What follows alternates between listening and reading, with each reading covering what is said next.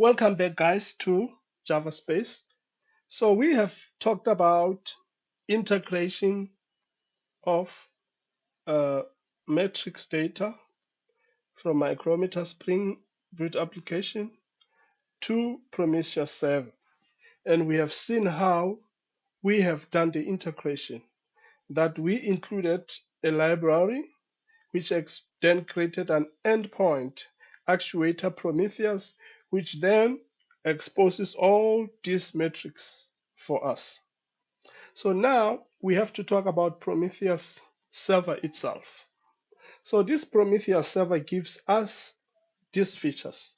So first, it will gather metrics at specified intervals from that endpoint that we saw in the previous video, the way we will have configured it. Then Prometheus server is also responsible for evaluating some rules. Rules would be, what should Prometheus do when maybe we have this matrix data?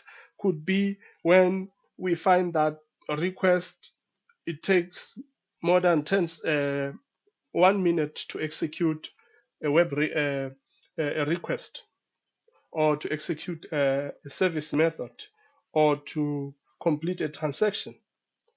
Then those rules can then be applied or take effect. So rules are things that you are telling Prometheus to do certain things when certain conditions are met.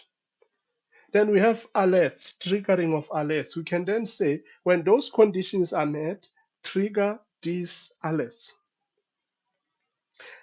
And as we have mentioned, since it needs to know where and how often to pull the metrics from the application, we need now to configure Prometheus server.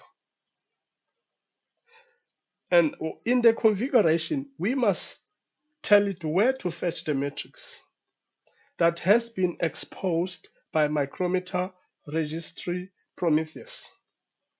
And this configuration file is normally named prometheus.yml.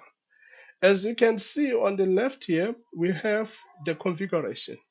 We have global scrap interval, which tells us pull metrics every 5 seconds from actuator Prometheus endpoint, which means we are pulling metrics from the Spring application.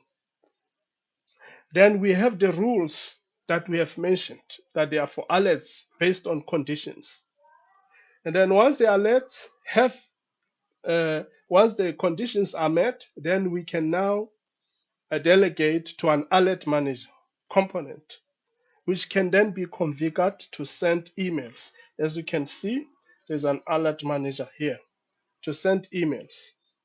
Then we can also see that here we have set up 2 targets, which is first Spring Boot application.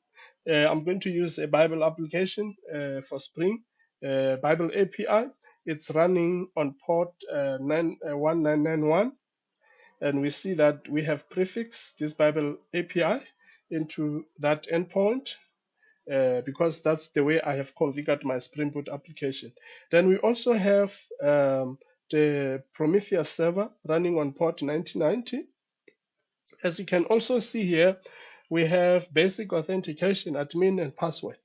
So in this case, it's not useful because my API is not secured. But in the instance where you want to retrieve metrics from a secured Spring Boot application, you will need some form of authentication in your Prometheus server, which will then come here. So in this case, you could use a basic authentication or token-based, many other kinds of authentications you would want to use for your for communicating to your Spring application.